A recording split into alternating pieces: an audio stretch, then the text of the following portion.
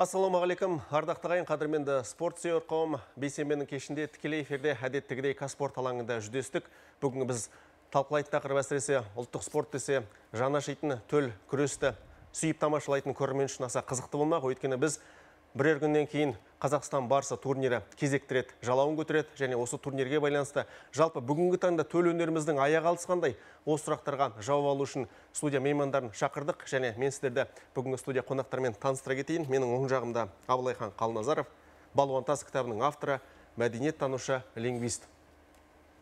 Менің сол жағымда Ерлан Естек, қазақ күресі қауымдастығының спорттық директоры, қазақ күресінен ұлттық құраманың бас бапкері, бүгінгі таңда талай чемпионды тәрбиелеген танымал бапкер. Айбек Нұғымаров, қазақ күресінен 4 дүркін әлем чемпионы, Қазақстан барысының 2 дүркін жеңімпазы, Еуразия, әлем барысы бәсекелерінде талай топ жарған біздің ең танымал балуандарымыздың бірі. Және менің сол жағымда Мақсат Исағабылов, Сыр елінің саңылағы, қазақ күресінен әлем чемпионатының күміс жүлдегері, 3 бірдей күрес түрінде жүлде еншілеп жүрген еліміздегі ең тәжірибелі спортшылардың бірі, жалпы күрес әлеміндегі есімін алтын әріппен жазған палуандардың бірі. Ағалар, студиямызға жинаған себебіміздің енді ең басты мақсаты және ең біздің негізгі көздеген бұл жердегі мақсатымыз. Енді Абылайхан аға, өзіңізден бастайықшы. Алдыңызда Балуан тас деген қос томдық кітап тұр. Жалпы күрес әлемін зерттеп жүрген азамат ретінде бүгінгі бағдарламаның томағасын өзіңіз сыпырсаңыз, бүгінгі таңда жалпы күрес әлемінде қазақ күресінің бір жаңа дәуірі басталды деп айта аламыз ба? Армысыздар. Әрине, қазір қазақ күресінің тынысы ашылып, адымы кеңейе түскен уақытта өмір сүріп жатырмыз. Яғни бұған түрлі себептер бар. Өздеріңіз білесіздер, ұлттық құндылықтарға мемлекет деңгейінде баса назар аударылып жатыр. Халықта өзінің назарын ішкі дүниесіне, өзінің төл тарихына назар аудара бастады. Соның ішінде біздің ұлттық кодымызды білдіретін осы күрес. Сондықтан күрес бағыты қарыштап дамып келе жатыр десе де болады. Оның енді өздеріңіз білесіздер, ақпараттық салада да хабарланып жатыр. Мектепке әдебиет ретінде енгізуді ойлап жатыр. Осы енді менің мына кітабым, Балуан тас кітабы, бұл енді алғашқы қанат қақты қарлығашы десе де болады. Осы бағыттағы, яғни тұңғыш рет кітапты көрсетіп өтсеңіз. Тұңғыш рет осылай қалам тартып отырмын. Енді бұны неге бұл кітапты шығардық деген кезде бір интуиция деп атаса да болады. Яғни қоғамдағына өзгеріс, халықтың ықыласы ең бірінші. Соны байқап, және мәдениет танушы ретінде мен де күшімді шашыратпайын, мынау тың жатқан бағыттарды халыққа өзіне алып шығайын деп, осындай кітап жақында дүниеге келген болатын. Енді неге балуан тас, енді оны ары қарай түсіндіре жатармын. Жалпы ұлттық күрес бұл рух, яғни қазақтың рухы оянды, сондықтан сол рухтың бір көрсеткіші, бір белгісі, нышаны болып отқан қазақша күресте дами бастады. Ары қарай бұл процесс тоқтамақ емес. Енді олимпиадаға да қосамыз деген әңгімелер айтылып жатыр, мысалы федерациялар тарапынан. Сол күнге де жетеміз деген ойдамын. Жақсы, тамаша. Енді дәл осы ретте Ерлан мырза, өзіңізді сөзге тартсақ, ұлттық құраманы баптап жүрген азамат ретінде, бүгінгі таңда қазақ күрес қауымдастығының спорттық директор ретінде, жалпы көрерменді толғандырған ең басты сауалдардың бірі, биылғы Қазақстан барысының ауқымы, жаңашылдықтары, көрермен 3-ші шілдеде жалпы қандай бәсекені тамашалайды, соны тарқатып айтсаңыз. Жақсы, рахмет бауырым. Мынау айта кетейік, 3-ші шілде күні барыс мұз айдыны сарайында Қазақстан барысы өтеді. Оған ең бірінші Астана күніне арналған, одан кейін салмақ өлшеу рәсімі 1-ші шілде күні Хан Шатыр сауықтыру орталығында өтеді, сағат кешкі 7 кезінде. Ары қарай айта кететін болсақ, жаңа ереже жөнінде айта кеттіңіз. Ереже жөнінде айта кететін болсақ, сәуір мен мамыр айларының арасында Қазақстан барысы ережесі бойынша бірінші ауылдан, одан ауданнан, және де облыстан, қалалардан іріктеу сындар өтеді. Одан кейін әскери қызметкерлердің арасында да іріктеу өтіп, 5000-ға жуық палуандар іріктеліп, соның ішінде 36 палуан іріктеліп алынды. Айтатын кетсек, Қазақстан барысы болған Мұхит Тұрсынов бауырымыз бар, және де тәжірибелі палуандардың бар ма? Тәжірибелі палуандардың біразы бар сол жерде. Енді биылғы жылға жаңашылдықтарын бірін айта кетейін. Жалпы ең жас қатысушы кім деген сұраққа жауап бере кетейік. Ерсұлтан Жорабек, оның жасы бар болғаны 21-де екен. Ал ең ересек қатысушы Әділет Нұрпейісов, оның жасы 37-де. Жалпы енді Ерлан мырза, өзіңіз айтып өтсеңіз, жалпы жас мәселесі палуандарға қаншалықты әсер етеді? Енді қазақта мақал бар ғой, жас өспей ме, көкейіңді теспей ме деген. Негізі ол заңдылық, спортта болсын, басқа өмірде болсын. Негізінен жастар өсіп, әр осы қоғамда өз орын алу міндетті. Енді тағы да ары қарай жалғастыра кетейін. 21 жылғы жеңімпазымыз Дәурен Оразалин жарақатына байланысты барысқа қатыса алмайды. Одан кейін алдарыңызда тұрған Айбек бауырымыз 2 дүркін Қазақстан барысының жеңімпазы, 4 дүркін әлем чемпионы және де 3 дүркін әлем барысының чемпионы. Осы өзінің спорттағы мансабын аяқтағанын ресми түрде мәлімдеді. Жалпы бүгінгі таңда енді сөзіңіз жала кетейінші. Айбек мырза, күресте сіздің жалпы бағындырған белестеріңізді әлде өзге палуандар бағындыра алмады. Бүгінгі таңда енді саясатқа үстіңіздегі беренені классикалық костюмға айырбастадыңыз. Күресті сағынбайсыз ба? Қазіргі таңда енді ертең салмақ өлшеу рәсіміне келіп салмақ өлшеп қатысам десеңіз сізге ешкім кедергі жасамайтын шығар. Енді рахмет. Енді біз осы уақытқа дейін 18 жыл күрестім. Енді биылғы жылы осы спорттық мансабымды тамамдап отырмын. Мен қаншама расында да біраз белестерді бағындырыппыз. Енді менен кейінгі бауырларымыз арттан жетіп жатқан міне Мақсат бауырымыз, тағы да бауырларымыздың бәрі күресіп жатыр қазір.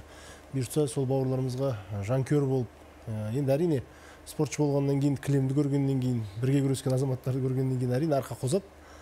Бірақ енді қазақта сөз бар ғой, қанағат қарын тойдырады деген.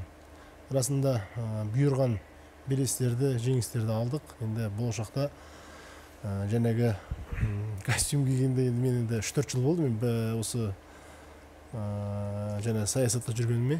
Ол енді ешқандай спорттың ешқандай бөгеті жоқ. Бәрін үлгеріп жүрдік. Жаңағы мемлекеттік қызметте жүріп те, күресіп жүріп, Қазақстан 2019 жылы мемлекеттік қызметте жүріп те Қазақстан барысын ұттық, әлем барысында сол кезде ұттық. Енді мен ойлаймын, ары қарайда бұйыртса осы қазақ күресінің дамуына біз атсалысамыз әрқашан. Енді 3-ші шілдеде өзіңіз бар тамашалайсыз ғой бәсеке. Бұйыртса сол үшін тамашалауға бүгін келіп отырмын. Бұйыртса енді бауырларымыздың күресін көріп, енді 10 жыл қатарынан күрестім. Енді Мақсат бауырым түсініп тұр мен енді. Осында жарысқа келген кезде елдің намысы, ел болғанда енді облыстың арасындағы тартыс қой бұл. Енді әр облыстың намысын қорғап келгеннен кейін әрине жауаптылық мойында тұр деп айтуға болады. Енді мен биыл енді күреспегеннен кейін бауырларымызға сеніп келдік. Кімге жанкүйер боласыз? Мен енді бауырларымды бөлмеймін. Шығыс, оңтүстік, солтүстік, батыс. Мен енді бәрімен күрескен бауырларым. Барлығына ең мықтысы жеңсін деп тілеймін. Кереметтілік. Енді биылғы бәсекеде бақ сынайтын Мақсат мырза, өзіңізге де ауыссақ. Дайындық қалай? Сыр елінің саңлағы атандыңыз. Жалпы жылда Қызылорда десе, біз енді Мақсат Исағабыловтың жеңіске жететініне бір іштей сеніп тұратын сияқтымыз. Дайындық қалай өтті? Бүгінгі таңда жалпы өз бабымдамын деп толық айта аласыз ба? Рахмет, қайырлы кеш баршаңызға. Енді биылғы дайындық жаман емес деп ойлаймын. Енді бабымыз келіп тұр, енді тек бағымыз жанса, Алла қаласа осындай Айбек ағамыздың жолын беріп, Алла қаласа Айбек ағамыздың жеңісі жұғысты болсын деген ниеттеміз. Алла қаласа енді кілем көрсетеді, Алла қаласа бар күш жігерімізді салып, осы сыр өңірінің намысын қорғап, жеңіске жетем деген ойдамын. Жалпы Қазақстан біріншіліктерінде және Қазақстан барыс турниріне зер салсақ, финалға, жартылай финалға бір қадам жерден оғы сүрініп отырдыңыз. Бір қандай да бір сараптама жасап, мүлт кеткен жерлеріңізді бір зерттеп, зерделеген сәт болды ма? Иә, әрине. Енді әр жеңістен кейін ойланасың, жаңағыдай қандай қателік болды деген сияқты. Енді әр жеңісте бір тәжірибе алып отырасың десе болады. Енді биыл енді сондай қателік жібермеймін деген ойдамын. Қателік жібермей, осы Қазақстан барысының алтын белдігін тағам деген ниеттемін. бір жыл бойы жаңағы жеңіліс түн ұйқыны 4 бөліп болмас жерде ойға түсіп бір көңілге кірбің түсіретін сәттер бола ма? Әттеген-ай, осы жерде аяғымды басқалай бассам, тұрысым өзге болса, жаңағы қарсыласым алып емес шалып жықсам, мүмкін жеңер ме едім деген ой. Әрине, ол жеңіліс әр палуанға, әр спортшыға жеңіл болмайды деп ойлаймын. Өйткені қанша ел үміт артып отқаннан кейін әрине жеңілістен кейін жаңағыдай көңіл құлазу болады. Сондай көңіл құлазу болмас үшін ешқандай қателік жібермей жеңіске жету керек деп ойлаймын. Жақсы. Енді біз Абылайхан аға өзіңізді қайтадан әңгімеге тартсақ, жалпы Балуан тас кітабында сіз өзіңіздің бұған дейін берген сұхбаттарыңызда бүгінгі таңда біз енді кілемге шыққан барлық азаматтар палуан дейміз, күрескер дейміз, әрбір өңірдің өкілі екені сөзсіз. Бірақ біздің мысалға өткен дәуірдегі палуан мен бүгінгі таңдағы балуан жаңағы палуан кілемде өнер көрсететін ара жігін қазір ажыратып жүрміз ба? Және барлық кілемге шыққан азаматтар палуан деп атауға бола ма? Енді бұл жерге мен осы кітапты зерттеу барысында көз жеткізген нәрсе деп айтуға болады. Көп жерде бұны айтып та жүрмін. Яғни қазіргі біздің балуан деген түсінігімізбен бұрынғы ата қазақтың, ертедегі қазақтың балуан деген түсінігі бір-біріне сай келмейді. Яғни біздің қазіргі балуан деген ұғымымыз бір 10 бөлмелі үй болса, соның бір бөлмесін ғана алып тұрған секілді да. Ол кездегі ұғым ол өте кең, масштабты ұғым болған. Тіптен енді арғы дәуірлерге кете берсе, батырлардың өзін, баһадүрлердің өзін балуан деп атайтын заман болған. Бірақ кейіннен ол нақты осы күреске ғана қатысты адамдарға бір шақталып келген орта ғасырларда. Өйткені ередігенің өзі мысалы біз батыр деп білгенмен ол заманда балуан деп атайды, оның әскерінде балуандар деп атайды. Бірақ енді орта ғасырларда балуан деген ұғым нақты осы күреспен айналушы күш адамдарына арнала бастаған. Ол кездегі ұғымға қарасақ, яғни балуан атану оңай болмаған. Ол қазір бізде бір сәл күреспен айналысып, кілемге шығып, бірдекілі ауылдың деңгейін жеңсе де, ол өмір бақи балуан болды деп сондай айдар тағылып төрде отырып жүр ғой, мысалы сүйек мүжіп деген секілді. Ал ол кезде сен қанша жеңімпаз болғаныңмен оның рухани ерліктерде жасау керек болғанда, рухани ерлік одан елдің алдында тағы да бір елдің мүддесін көздеп біраз тірліктер шешу керек болған. Сол кезде ғана барып халық оны жағы балуан ретінде мойындап, пәленше балуан деп атай бастаған. Оған дейін әркім өзінің атымен ғана аталып жүреді, оны пәленше күреседі, түгенше күреседі, бірақ балуан атағын бірден бүйтіп лақ еткізіп таға салмаған. Осыны байқауға болады. Енді балуан ұғымы жағы рухани ерліктер жасау керек дедім ғой. Ол кезде талап та өте зор болған. Әрине енді балуан атағын алу үшін. Мысалы, өздеріңіз білесіздер, балуандар қай заманда да жүлде алған. Енді қазір әртүрлі жағдайлар болып жатқан шығар, бірақ ол заманда ол жүлде, ол балуанның өзіне тимеген. Ол ең бірінші өзінің елінің ақсақалына, жоқ жітік, жетім жесірлеріне солың бәрін таратып біткеннен кейін өзіне қалса қалды, қалмаса қалмады. Ода атағы қалады, жеңді, пәлен аста жеңімпаз болды, түген неде жеңді деген секілді. Яғни бірінші осында жүлдеге қатысты мәселелер болған. Одан кейін балуандар жүлде алған кезде ол алтын тігеді, тай тұяқтар тігеді. Ол кезде елдің мүддесін айтып, жүлдесінің орны сұрап алатын кездер болған. Мысалы, батыста 70 деген, қазіргі Орал жақта 70 деген балуан өткен. Оның енді ағайындары ру деп айтсақ болады, жер болмаған. Сөйтіп қиналып жүрген кезде ол тай тұяқ ұтып алады бір неде. Сол кезде байбатшалардың алдына келіп алтын алатын кезде тұрып өтініш айтады, менің елімнің жері жоқ еді, соған жүлдені алмай қойды мұны алтынды, тай тұяқты, маған сол жер берсеңіздер дейді. Содан енді қазір қарап отырсаңыз, сол жерде дүйім жұрт отыр, бір аудан болып отыр дейді. Былай қарасаң, бір ауданның тарихы қандай әдемі. Бір балуанның жүлдесімен өзеннің жағасында орныққан. Тура осындай сияқты балуандардың ерліктері өте көп. Халықтың талабы да зор болған деп айтып өттім. Яғни талап зор болғаннан кейін олар да өзін соған сәйкес өте ірі ұстаған. Осындай нәрселерді атап өтуге болады. Түсінікті. Осы ретте атап өтейікші. Қателеспесем, Ерлан мырза биылғы жүлде қоры 25 миллион теңге. Биылғы жүлде қоры бірінші орынға 25 миллион, екінші орынға 5 миллион 500 мың теңге, үшінші орынға 1 миллион 800 мың теңге. Ал жаттықтырушыларға қанша және қаражат тиесілі? Жаттықтырушылардың қаражатын нақты айта алмаймын, бірақ Оларда құралған қайтпайды ғой? құралған қайтпайды. Бүгінгі таңда енді жаңа жүлделер дедік. Жүлделермен қоса жаңағы өздерімен бірге жаңағы барыстың белбеуі және де алтын тайтияқ. Енді Айбек мырза, өзіңізге қайтып оралсақ, жүлделер дедік. Жалпы күні бүгінгі дейін қанша көлік ұттыңыз? Енді бұл жердегі халықаралық бәсекелерден өзге бір аудан, облыс көлеміндегі ірілі ұсақты бәсекелерде. Енді мен осы 2008 жылдан бастап 22 машина ұттым. 22 көлік. Осы спорттағы. Енді алдымызда ағаларымыз, бізден де артық ұтқан ағаларымыз бар, бірақ енді менің жеткен жетісім жәнегі 22 машина ұттым.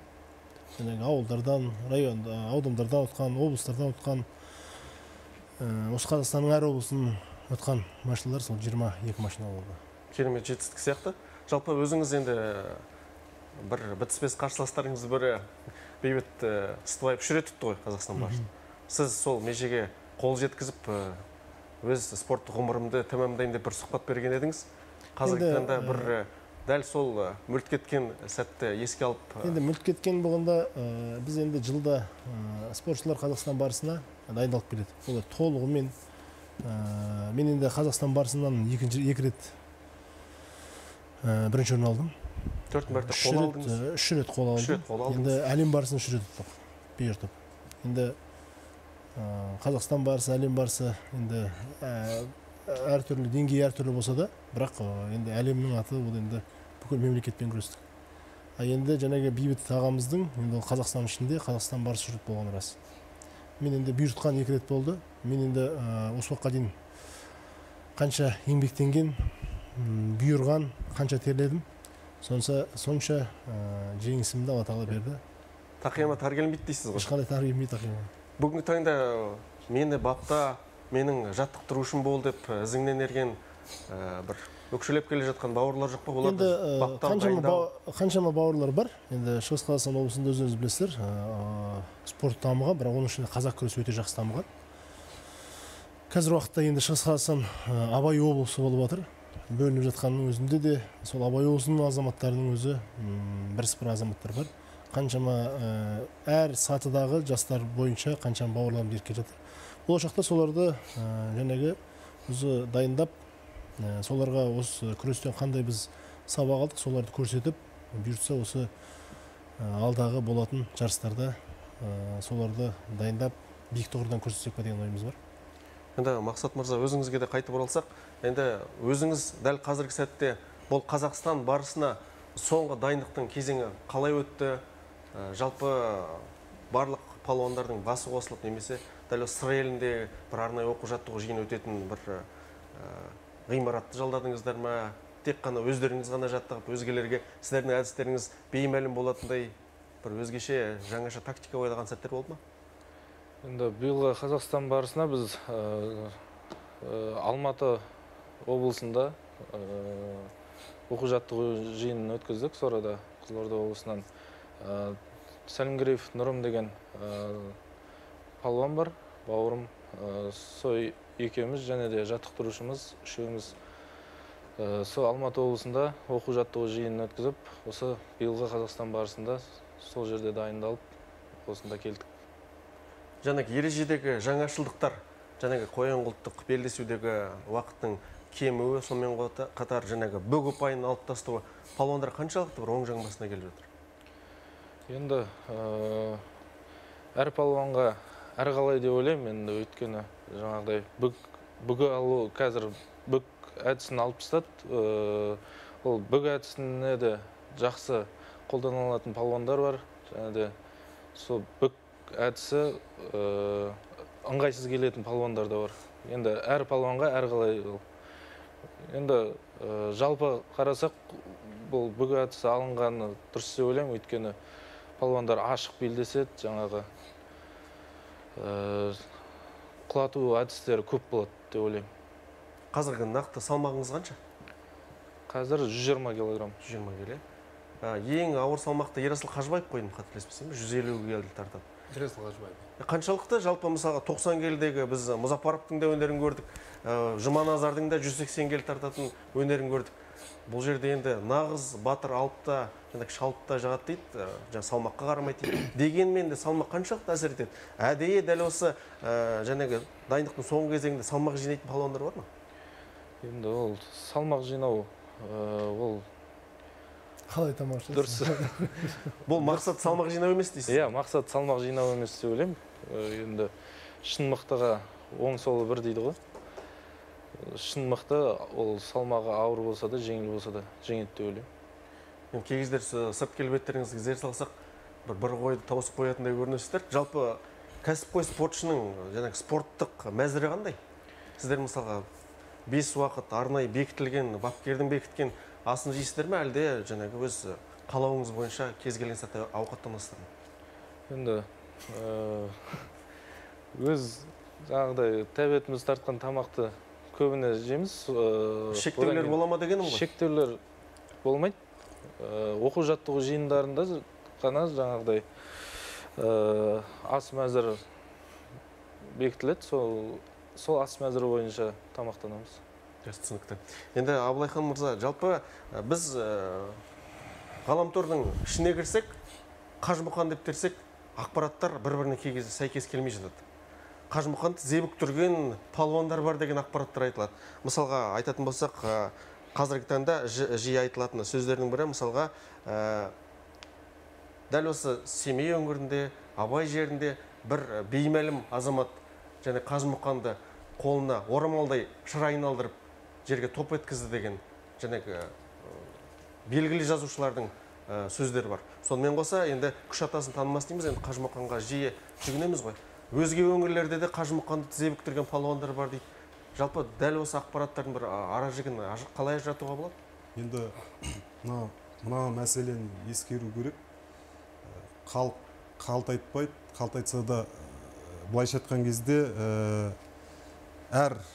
мен басында сіз айтқан деректерге кездестім. Әсіресе Семейге қатысты. Мен де басында нанып, иланып жүрдім.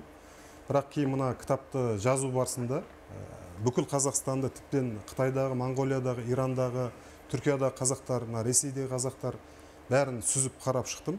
Сол кездегі байқағаным, бұл барлық өңірге тән бір үрдіс екен. Яғни Қажымұқан Семейге барса, оны біреу сен айтқандағыдай айналдырады. Атырауға барса, көтеріп мына жағына алып қайтадан қойып қояды. Оңтүстікке барса, кеудесінен келіп қалады. Енді бұны мен былай деп ойладым. Біз өзіміз мынандай сәл аңыз, әпсана тудыруға дайын бір ерекшелігіміз, тілімізде сондай халықпыз ғой. Яғни бір сондай ірі азаматтар болғанда басында бір кішігірім әңгімелер айтылып, кейін біреуден біреу қосып кетті деп ойлаймын. Яғни ол әңгіменің мен қай-қайсысы болса да негізсіз деген ойдамын, және ол менің жеке пікірім. Неге? Өйткені Қажымұқан қай өңірге барса да бәрі оны алып одан да мықтырақ болады, одан да албырақ болады, күштірек болып түседі. Содан ақ мен түсіндім, ол әр жердің өзінің жергілікті мифологиясы, яғни мифі, яғни жергілікті өзін-өзі көтеруі. Жалпы Қажымұқан әсіресе қартайған кезіне қатысты деректерге қарасақ, ол кезде Қажымұқанмен ешкім күреспеген. Сол сіз айтып отқан Семейдің өзіне барған кезде 45 жылы соғыс біткенде күрес болған. Ол кісіге шаппай бәйге берген, былайша айтқан кезде сіздің беліңізден ұстауға біз қалай дәтіміз барады осындай ақсақал кісіге деп. Тіптен оны айтасыз, мынау Қырғызға барған кезде де олардың Қожамқұл деген атақты балуаны болған. Белдің бәрі қыздырып ортаға шығарған кезде Қожамқұл иіліп, мен сіздей ағаның белінен ұстауға дәтім барама, киеңіз ұрып кетеді деп жүлдені беріп, былайша айтқанда мен ол Қажымұқанды белін ұстап сондай деңгейде қарсы шыққан адам болды деп ойламаймын. Тіптен әлі жетіп тұрса да жаңағыдай жасайтындай. Өйткені қазақтың мына несі бар, аға деп, іні деп, сосын ел ортасында жүрген адамды сыйлау, оның қадірін сүрмеу деген енді қазір кетіп қалды ғой ол ұғым. Интернеттің заманында тіптен жоғарыдан алып төменге бір-ақ ұрады. Бірақ ол заманда оны қазақтың түйсігі ол жібермеген. Осы нәрсені баса айту керек. Сондықтан оны да мен мифке жатқызамын. Қандай танымал, қандай беделді жазушы жазса да. Әбек мырза, осы ретте өзіңізден сұрағым келеді. Той-пұт томалақтарда өзіңізді белдесуге шақырған бір ел ағалар болды ма? Әлде сіз оны бір шынайы қабылдамайсыз? Бірінші Қажымұқан атамыздан бастайықшы. Қазір енді Қажымұқан атамызды бәр облыста өтіп отыр. Расында да ұтпаған ол кісіні. Просто бір белінен көтеріп көрген азаматтар бар шығар. Енді қазір Шығыс Қазақстанда жаңағы Семей қаласындағы болған деректер бойынша қазір зерттеліп жатыр. Бірақ аты әлі беймәлім. Қазір соны сол жақтың жаңағы жазушылары, жаңағы әдеби танушылардың бәрі соны зерттеп жатыр. Бірақ ол жердегі мақсат Қажымхан атамызды ұту емес, тек қана белінен ұстап көріп, көтеріп көрген деп айтады. Бірақ енді Қажымхан атамыз сол кезде мойындап, жаңағыдей, енді может ол кісінің салмағы ауыр болып, сол салмақ ауырлығын көтерді ме екен. Енді ол кісімен белесі енді аңыз әңгіме емес қой, айтпаса айтады ғой, шөптің басы қозғалмайды, жел соқпаса қозғалмайды деп, расында болған деп айтады. Бірақ енді жаңағыдей той-домалаққа барған кезде шақырып жатады деген енді Өзіңіз жалпы өміріңізде болды ма? Белдесуге шақырып. Жоқ, ондай болған жоқ. Ол жерде енді құрметтейді расында. Біз осы бірінші Алла, осы екінші осы жаңағы жанкүйерлеріміздің тілегімен жаңағы қаншама жанкүйер болып, қаншама переживать етіп, қаншама жаңағыдей қолдау көрсетіп отырған. Біз енді жанкүйерлеріміз барған кезде әрқашан құрметтеп жатады. Әртүрлі жаңағы сұрақтарын да қойып жататын, жаңа Қажымхан атамыз бүйтті ме, Қажымхан атамыздың біз тырнағына да татсақ та, оның өзінде татымаймыз. Бірақ енді барған жерде Аллаға шүкір. Барған жерлеріңізде бір енді қолды қысып жатады кейбіреулері. Балалардың аузына түкіртіп жатады. Ол енді үйреніп қалған немене ғой, енді ол аузына түкіріп жатады. Сауын кестіртеді. Сауын кестіртеді. Енді мен осы уақытқа дейін 106 баланы сауын кестім. 2012-ден бастап. Енді ар жағында кескендерді есептеген жоқпыз. Сентябрьдің күні ұмытып қалдым. Сентябрьдің 2012 сентябрь айынан бастап біз есептік деп осыны көрдік. Қазір уақытта 106 баланы сауын кеспін. Енді барған той-домалақтарда аузына түкіріп жатады. Ауынан өткіші деп, қазақтың енді ырымшылымыз ғой. Бірақ енді отырған жеріңізге аунатып алайық. Әмин деп жатамыз, енді ол енді жоғысты болсын деп. Енді Алла тағала маңдайға нені жазады. Сондай болады. Енді спортқа келеді ау, денесі бар деген кішкене де, дене бітімі кішкене толықтау келген азаматтардың балапандарды алып келіп жатады бауырларымызда. Сол ырымда бәрқашан. Енді жаңағыдай той-домалақта күресейік деп шақырғандар жоқ енді. Ешкімнің бір дәті бармайтын шығар, жүрексінеді ау. Жоқ, енді олай нетпейтін шығар енді. Сыйлайды ғой. Енді тағы бір сұрақ туындайды. Шалқар Жоламанов, өзіңіз, Мұхит Тұрсынов, Дәурен Нұралинов, жалпы Шығыс Қазақстанда былайша айтқан кезде жоғары жетістікке қол жетіп жүрген палуандардың үлесі басым. Өзіңіз қалай ойлайсыз? Себебі неде? Мысалға, ақындар ел, батырлар ел дейміз. Кей өңірлерде мысалға бокс түрлері мықтап дамыған, мысалға жаңа Кеншілер қаласы Қарағандыда, Шығыс Қазақстанда күрес жақсы дамыған дейді. Енді күрестің бұл себебі неде деп ойлайсыз? Барлық облыста күрес жақсы дамыған. Біздің Қазақстан бойынша барлық облыстарда.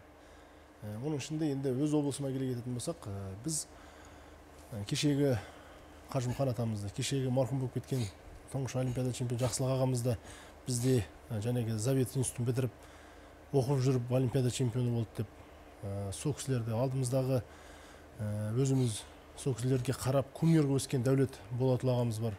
Сол кісілерге қарап біз одан кейінгі бертін келе қаншама ағаларымыз олар да бір-біріне қарап жаңағыдей өсті деп ойлаймын. Және біздің алдымызда марқұм болып кеткен Қуаныш Салықбаев деген ағамыз бар. Шалқар Жоламан, сол ағаларымыздан біз соларға қарап еліктеп өстік. Бізден кейінгі бауырлар мен ойлаймын енді бұйыртса солай болады деген. Өйткені бізде мына Қазақстан барысына іріктеу деген кішкене ауырлау болады. Ол жерге қанша Қазақстан барысы болып тұрсаң да, дайындалып келмесең, бауырлар аямайды жүрді. Мұхит Тұрсыновтың солтүстік Қазақстан облысына кетіп қалғанын білеміз, 2015-16 жылдары іріктеудің жәнегі аса үлкен бәсекелестіктің орнаған сәтінде. Енді біраз жағдайлар болды енді. Енді ол бауырымызды о жаққа кеткенде де жаңағы клубпен бірге ауысты ғой. Бізде шын айтқан кезде қаржыландыра алмай қалдық клубты. Шындығын айту керек оны. Қаржыландырмағаннан кейін ол жерде медакадемия өзіміздің үлкен институт бар, Қазақстан бойынша. Сода сол университетте үлкен клуб болды. Мен өз сол құрамында болдым. Сол клубтың жаңағы ректоры ауысқан кезде жаңағы клуб сол Петропавловскқа ауысты, бірақ мен сол жерде қалдым. Өйткені бізде кетуге болмайды. Бізде қайтадан келсең кіргізбейді. Ондай деген біз енді сондай өзімізге намысшыл болып жаңағыдай енді басқа облыс енді бәрі бір қазақпыз ғой, бірақ өз облысымызда қалып намысын қорғап қой. Соны енді Мұхит бауырымызға айтты, сол жаққа барып абыройын асқақтады. Одан кейінгі, одан мұхиттан кейінгі жаңағы айтып жатқан Ерасыл Қажыбаев бауырымыз бар, Дәурен бар, Нұралинов, және де Әділ Оразбаев, биылғы жылға жас бауырларымыз Елдар, жаңағы кім деген Әсет деген бауырларымыз қазір осы Шығыс Қазақстанның шыққан, олар да бізге қарап өскен, жаңағы алдымыздағы ағаларымға қарап өскен бауырларымыз деп ойлаймыз. Енді бұйыртса сол жаңағы негізгісі сол алдыдағы ағаларымызға қарап өстік. Олардың қаншалықты енді батыр, әр облыстың өзінің батыры, әр облыстың өзінің азаматтары бар ғой. Енді біздің кумир болып өскен ағаларымыз, жаңағы Жақсылық ағаларымыз, жаңағы Дәулет ағаларымыз біздің енді. Жақсы, осы ретте мен атап өтейін. Өткен жылғы бәсекенің жеңімпазы Дәурен Нұралинов финалда 2021 жылы естеріңізге сала кетейін. Жамбылдың жампозы Ғалымжан Қырықбайды және қоян қолтық бәсекесінде жеңген болатын. Бірақ бір өкініштісі биыл Дәурен Нұралинов қатыспайды, Иә, жаңа сөзімді айта кеттім ғой. жарақат алды. Жарақатына байланысты қатыса алмайды. Бүгінгі таңда жалпы қатысам деп жарақатына байланысты тізімнен шығып қалған тек қана Дәурен ғой. Басқа палуандар толыққанды, дайындығы, денсаулығы бәрі. Жоқ, негізі Алматы облысының палуаны тоже отборда екінші орын алған іріктеу жарысында. Ол да жол апатына түсіп қатыса алмай қалды. Оның орнына сол жақта үшінші орын алған палуан қатысуға жолдама алып келді. Сол екі палуан. Бүгінгі таңда жалпы палуандардың дайындығы барлығы сіз өздеріңіз қадағалап отырсыздар ма? Әлде әрбір палуан жаңағы өзінің бапкерімен қалаған уақытында жаттығады, және Қазақстан барысының бір-екі күн қалған сәтіндегі жаттығу қалай өтеді дегенім ғой? Жалпылама айта кетейін, енді Қазақстанның бас бапкері ретінде негізі барысқа палуандар өз жаттықтырушылармен дайындалады. Оған 2 айдай уақыт береміз. Ол уақыттардың арасында оқу-жаттығу жиындары ұлттық құрамада азаяды. Іріктеу бірінші айында іріктеулеріне қатысады. Одан жолдама алғандардың бәрі келесі айда Қазақстан барысына өздері арнайы жаңағы жаттығуларымен келеді. Ал келгеннен кейін Қазақстан барысына 3-4 күн қалғанда жиналады. Ол жерде палуандар өздерінің жаңағы фотосессиясы бар, салмақ өлшеуі бар, жаңағы мандаттық нелерін өтуі бар, және орналасу бар деген сияқты сондай іс-шаралармен айналысады. Жақсы, түсінікті. Мақсат мырза, өзіңізбен бірге сыр елінің намысын қорғайтын палуанды атап өтсеңіз? Жаңа атап өткендей, Нұрым Сәлімгереев деген бауырым. Сол Нұрым екеуміз сыр өңірінің намысын қорғаймыз 3 шілде күні. Жалпы бәсекелестік бар ма? Біздің көз үйренгеніміз Қызылорда облысының атынан Мақсат Исаға болып, бірінші нөмірлер, ал екінші нөмірлер кей сәттерде ауысып отырады. Бұл жерде енді ізіңізден еріп келе жатқан палуандардың бір деңгейі асып, биыл қиынырақ болды деп айтуға негіз бар ма? Артымыздан еріп келе жатқан жас палуандар бар. Сақтаған, Еңбек, Жыланбасов, Айдын деген сынды жас палуандар бар. 20 жасқа дейінгі Қазақстан чемпионатының жеңімпаздары, жастар арасындағы Қазақстан чемпиондары. Сондай жас палуандар бар, артымыздан еріп келе жатқан. Бүгінгі таңда дайындық барлығы дұрыс? Дайындық барлығы жақсы енді. Кілем көрсетеді дейсіз ғой? Иә. Жалпы өзіңіз осы палуанның жаңағы жолымыз түйісіп қалса, немесе жеребе тастау рәсімінде осы палуанмен жолымыз түйіспегенде дұрыс болар еді деген бір іштей ой бар ма, әлде кім жолықса да бәсекеге дайынсыз? Енді бұл Қазақстан барысына келгеннен кейін енді барлық палуанға дайын болғаннан кейін келіп тұрық деп ойлаймын енді. Қарсылас таңдамаймыз. Иә, әрине. Жеребе тастау рәсімі қаншалықты шынымен де жаңағы нәтижеге әсер етеді? Қай топқа түсу, қай себетті өнер көрсету, бірінші айналымдағы қарсылас? Енді жеребе тарту рәсімі енді соқыр жеребе болғаннан кейін кімге түсетінің белгісіз. Енді кімге түссек те енді Алладан жеңіс тілейміз ғой. Қазақстан барысында бірнеше мәрте болған, бірінші айналымда бірдей бір облыстың палуандар түсіп қалған сәттер болған. Енді ең бастысы әрбір өңірдің палуандары өз жаңағы жерлестерін емес, өзге өңірдің палуандарына түссе игі болар еді деген ойдамын мен. Өткен жылы Қазақстан барысында осы Сәлімгереев Нұрым, және де 2017 жылғы Қазақстан барысы Еламан Ерғалиев бауырымыз, үшеуміз осы сыр өңірінің тумасымыз. Осы үшеуміз бір-бірімізбен түсіп қалғанбыз. Бұл жерден жеребе жолдас болмады сізде. Иә. Енді биыл сондай болмаса екен деген сондай тілек бар енді.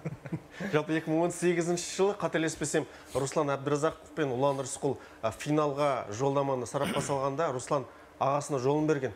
Жалпы бұндай сәттер қазақ күресінде қаншалықты жиі кездеседі? Жаңаның ағаның ініге деген, жаңағы бауырдың ағасына деген құрметі, және кілемге шықпай бірден қолын көтерген сәті. Енді ондай сәттер болады, ондай сәттер жаңағыдай енді туған ағасының жағасын ұстамау үшін енді сондай Қазақстан барысында енді тек Ұлан ағамыз бен Руслан ағамызда кездесті деп ойлаймын. Дәл осындай сәт Айбек мырза, қателеспесем, сіз Ерасыл Қажыбаевпен мұхит екеуміз қарсы.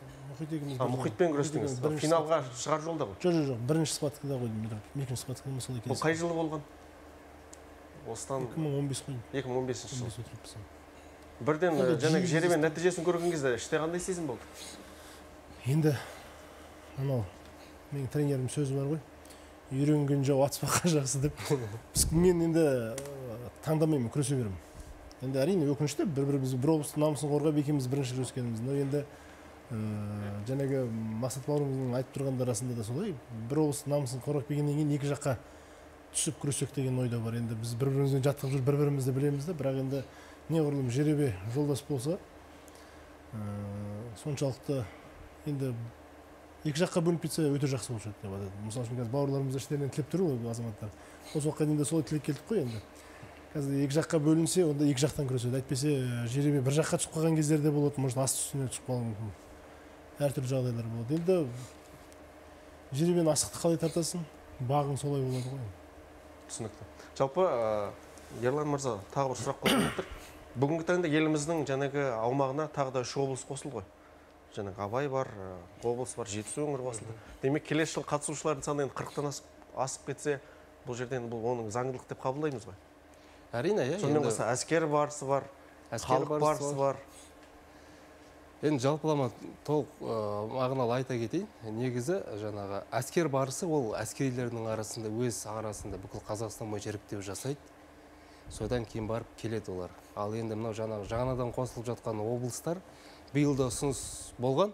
Ол жөнінде талқылап, оларда өз жаңағы спорт комитеттерінің құрылмағанына байланысты, спортшылары әлі жаттықтырушылар спортшылар анықталмағанына байланысты биылғы жылға жіберілген жоқ. Келесі жылы өз жаңағы іріктеулерін өткізіп, жеңген екі палуан Қазақстан барысына қатысады.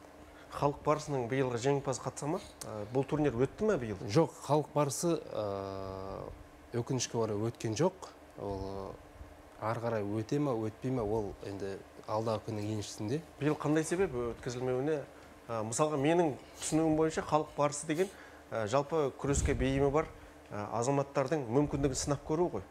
Әрине. Жалпы жасыл жаңағы алқапта күресіп, ашық аспан астында айқасып, бірнеше спортшы халық барысы атанып күресті ғой. Негізі бұл идеяның жоспарды жүзеге асырып, Қазақстан барысының алып келген Арман ағамыздың екінші бір несі болған жоспары. Мынау көшедегі және де әр спорт саласынан тыс жаңағы жігіттер емін еркін келіп күрессе деген спортқа деп жаңағы тағы да сондай бағын сынап көрсін деп. Сөйтіп халық барысы деген аты да соған байланысты.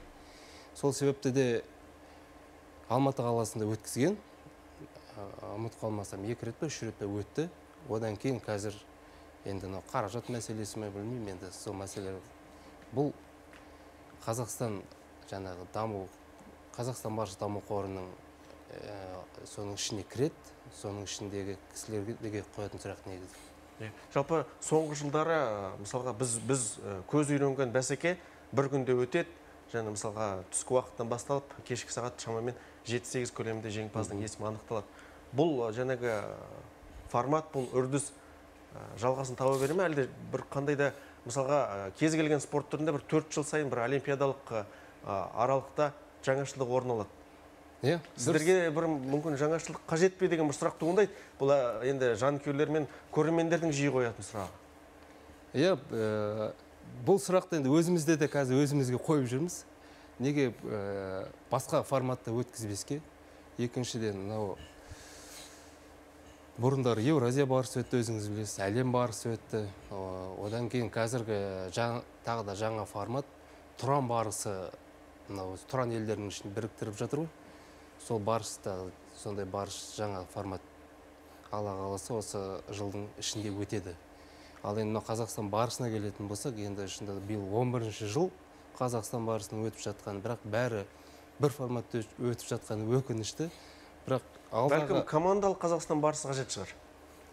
Мүмкін. Енді оған жанама біз былтыр үздіктердің үздігі деген тағы да осы Қазақстан барысы сияқты турнир өткізгенбіз. Ол турнирда жаңа Қазақстанның әр салмақ дәрежесінде үздік 8-дікті анықтап, солардың арасында өткізгенбіз. Рейтингілік ұпайлармен іріктеп алдыңыздар.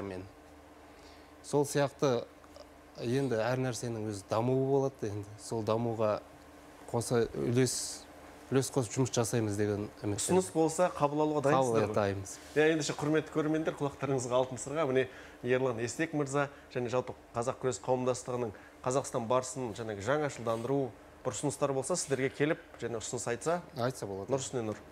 Енді біздің бағдарламамызда аяқталуына шамамен 5 минут уақыттай қалыпты. Абылайхан мырза, өзіңіз қайтып оралсам, бүгінгі таңда жалпы қазақ күресінде дәл осы мысалға Айбек ағаларымыз бар, Мақсат ағаларымыз бар, Бейбіт ағаларымыз бар. Дәл осы Қазақстан барысы турнир басталғаннан кейін бір жаңа кезеңі басталған сияқты. Мысалы, мектеп бағдарламасында қазақ күресі енді жалпы палуандар бүгінгі таңда бұрын мысалға ата-аналар футболмен күрес түрлерін ішінде дзюдоға беріп жатса, қазір тек қана қазақ күресіне берем деген ата-аналардың қатары еселеп артты. Жаңағы бұл тенденцияның өзіңіз байқап жүрсіз ба? Атап өтсеңіз. Енді басында айтып өттім ғой, біз оралу өткен өзіміздің тамырымызға оралу уақытында өмір сүріп жатырмыз. Неге шындап келген кезде жоғалтқанымызды табу, сол жоғалтқанымыздың бірі осы күрес еді ғой. Күрес, Құдайға шүкір, міне қайта қалпына келіп жатыр. Ережелері реттеліп, жүйеленіп жатыр деп жатыр. Яғни бәрі ретке келе жатыр. Бұйырса ол тіптен дами келе біздің мынау күшті құрылымдарға да тренер ретінде қазақша күрес өкілдері кіріп, оларды жаттықтыра бастайды деп ойлаймын.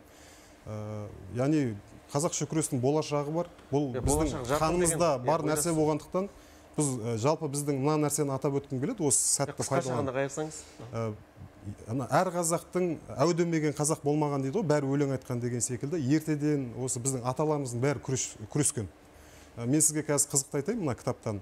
Мысалы, Құнанбай балуан болған, Абайдың өзі жағы бәстігіп күрестер ұйымдастырған, бізге енді Ленин қып қойған ғой Абайды, бірақ ол шын мәнінде ол да ет пен сүйектен жаралған пенде. Түсінікті, Абылайхан мырза. Сол секілді Құрманғазы, Дина Нұрпейісова, Абылайхан, Ередіге бәрі күрескен адамдар. Онымен бәрін дерегін тауып отырмын. Жақсы, түсінікті. Фольклорда бар ол. Балуантас кітабын жалпы осы жаңағы деректердің барлығы құнды деген ойлаймыз. Жалпы Айбек мырза, қысқаша ғана ізіңізден ерген және Қазақстан барысында өнер көрсететін палуандарға тілегіңіз болса.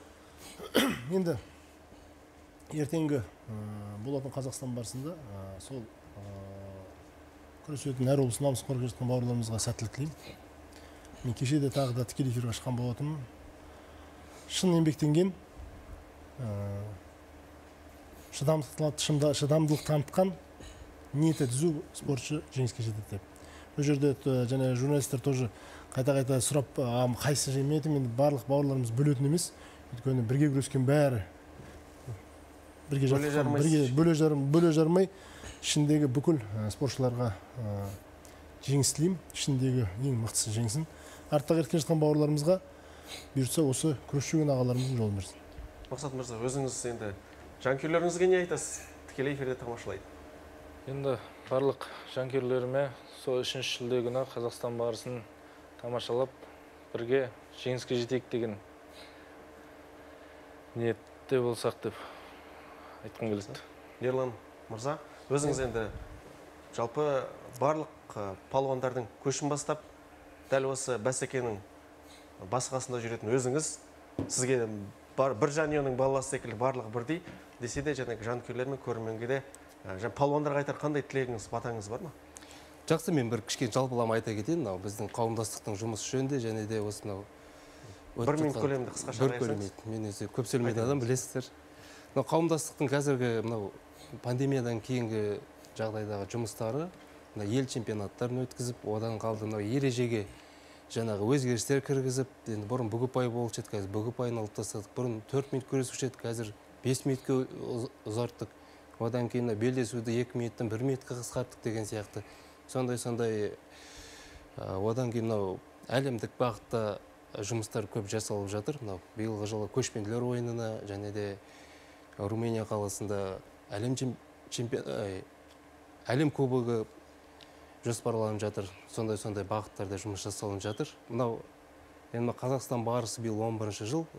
Бұл барыстың тапқан проектін ойлап әкелген кісілерге мыңда бір алғысымызды білдіреміз.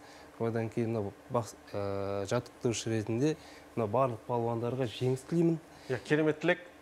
Нағыз жеңіске лайықты палуанның бағы жансын.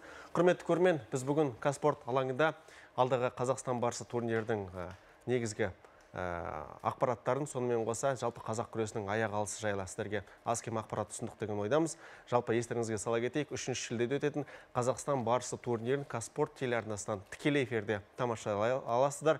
Финалдық бәсекенде барлық бәсекелерді Қазспорт арнасы сіздердің назарларыңызға тікелей эфирде ұсынады. Сол себепті еліміздің нөмір 1 спорттық арнасы қосылып болсын. Бізбен осылайша бағдарламамызды аяқтаймыз. Жеңісті күндерде жүздескенше.